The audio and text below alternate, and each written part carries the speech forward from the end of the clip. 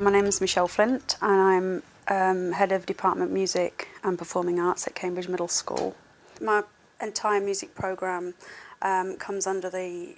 encompasses really Orff Schulwerk, which is a teaching pedagogy that was developed by Karl Orff and Gunhild Keetman in Bavaria in 1924, so a long, long time ago. This pedagogy, this approach, teaches children to sing, dance, use movement, body language, body percussion to actually create and explore in a really imaginative way. Last year I approached the University of Waikato and found that they were offering master's papers in Orff Schulwerk. At that point I'd never heard about Orff Schulwerk before. So I went along to the first workshop in January last year and had a really amazing time, and then did Orff 2 in July. And while I was there, it opened my eyes to the connections between speech, song, dance, movement, body language and instrumentation.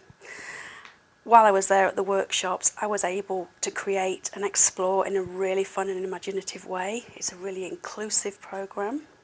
It's child-centred, a child-centred approach, and I thought, great, this is what we need for our school. So my teaching programme now has changed completely in that it's more hands-on.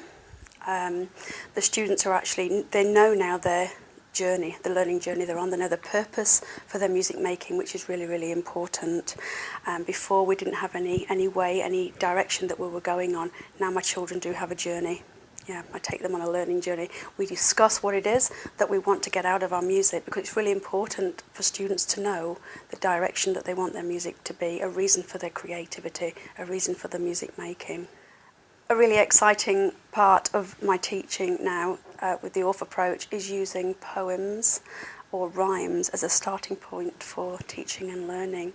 So the children develop ostinato patterns, which are repeating patterns from words within the poem, which we can create and build up to make layers, lots of ostinati layers that goes along with a melody that we create. We then take this repeating pattern. After using our voice, we then take it onto onto body percussion, and then onto untuned instruments, and then onto actual instruments.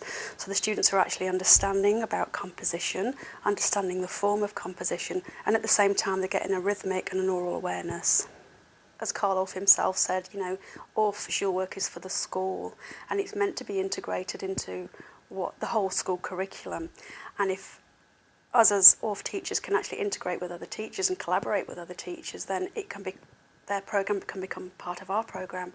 So when children are actually using these rhymes to create, we can use rhymes that they've made themselves. It might be a poem that they're working on in their own classroom. They can bring these poems with them, and that can be the starting point for our teaching and learning.